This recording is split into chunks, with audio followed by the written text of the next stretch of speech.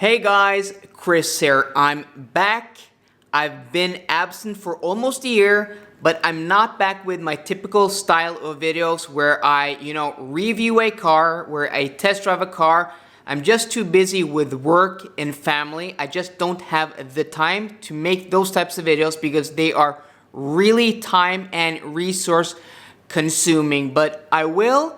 And I want to make, simple videos like these, which aren't edited, just with, a few pictures and text, more like talking points, almost like a podcast, but I want to keep them short. If you want them longer, please leave a comment down below that you want them longer.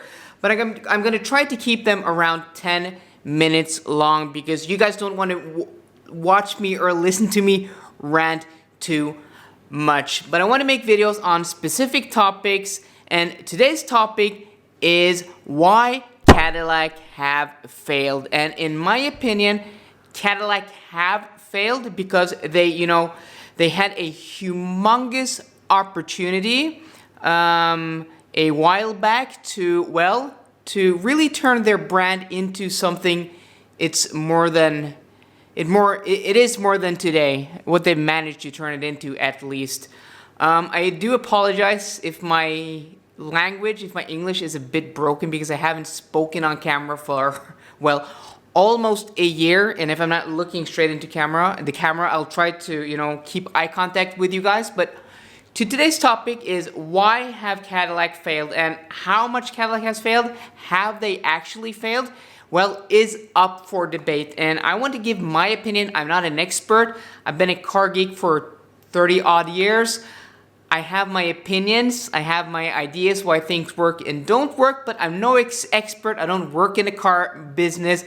I'm just, a guy with a camera and a microphone on YouTube. So if you disagree, please let me know in the comments down below.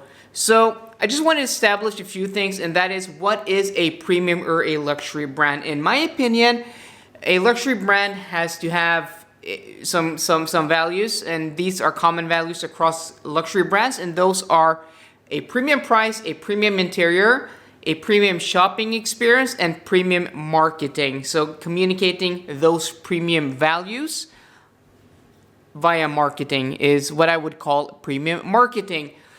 And for a luxury brand to be successful, you have to have these things, and there might even be more values, but these are the core values in my opinion. So these have to be in place before you even can start a premium luxury or a luxury car brand. And to be successful, in my opinion, you have to have some, intrinsic identifying values that are,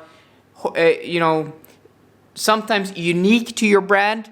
They don't have to be unique. If you are best at those values, that will most definitely help. Just take BMW, for example. Their unique value, their intrinsic identifying value is ride and handling, sporty ride and handling, steering and dynamics, which started off with, handling in the 70s, has now evolved to handling and ride combination, steering, sportiness. Those are those intrinsic values of BMW. When you buy a BMW, that's what you expect to get, either if it was in the 70s, the 2000s, or now in the 2020s. Take again Audi. They're known for their beautiful Bauhaus, timeless styling, and their flawless precision interiors with amazing switchgear, precise German engineering. That's what they're known for. If you go into an Audi dealer, that's what to expect. Then let's move over to Cadillac. So Cadillac has a bit of a wobbly history. They started off as building, large, pompous, extravagant vehicles in the 40s, 50s, and 60s, being quite expensive vehicles. But then they evolved into being cheaper, still large, but more American vehicles, not having especially nice interiors. Quality wasn't, the luxury. For many years, American luxury has been about, features and space, interior volume. That has evolved. What's luxury now is maybe different for many people or most people, But we are moving into SUVs, and SUVs have been very popular. And just to, shadow over Cadillac's, history and what they've stood for just quickly and briefly. In the 70s and 80s, as I said, they became, cheaper cars, shared a lot of parts with other GM cars, and lost a lot of their appeal, their uniqueness.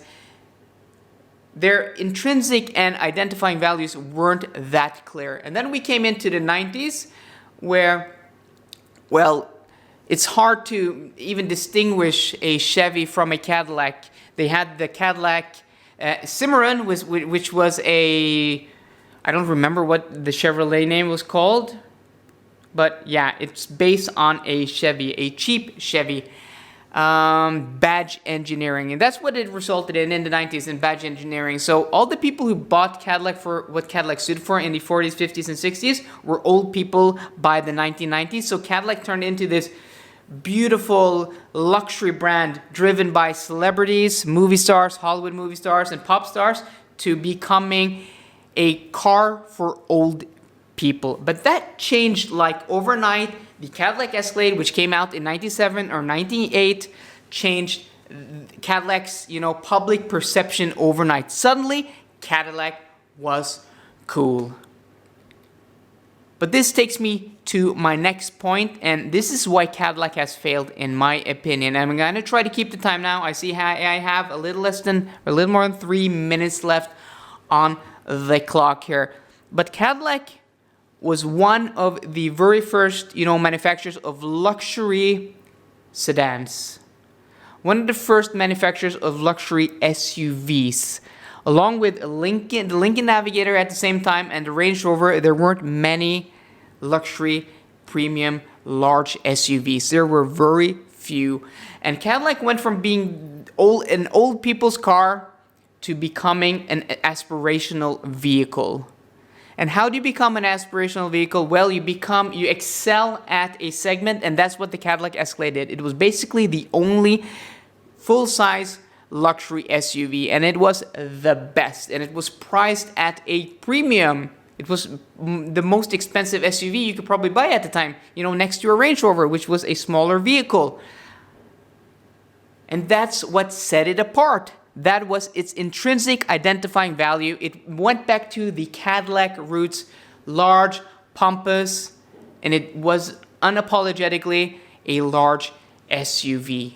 Now, 25 years later, Cadillac make 4 SUVs. 4 SUVs. And just a few years ago, they made 2.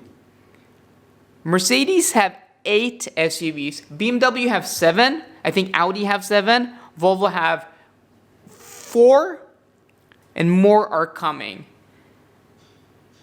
Cadillac was the first to the market in 1997 or 1998 with the Escalade. But what did they do? Well, while the world was going Escalade and SUV crazy, they shifted their focus to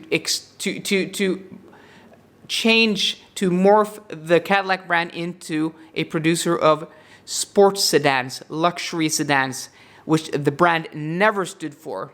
Trying to beat the Germans and BMW at their own game. Trying to change the public perception of Cadillac, while the perception of the public had already changed because rappers, movie stars, cool people were buying Escalades. It was the aspirational vehicle for many people. I grew up in the late 2000s, late 90s, early 2000s, and I've been a car nerd for so many years. Loved supercars, loved luxury cars, Rolls Royces and Bentleys, dreamt about these cars for years. Guys who've been following the channel for many years know I've had several XC90s, Volvo's top luxury SUV. The Cadillac Escalade was one of my dream vehicles in the 2000s. It's not anymore because there's so much competition, and the competition, they moved forward while Cadillac hasn't. Cadillac sold 35,000 Escalades in 2019. They sold 39,000 in 2006.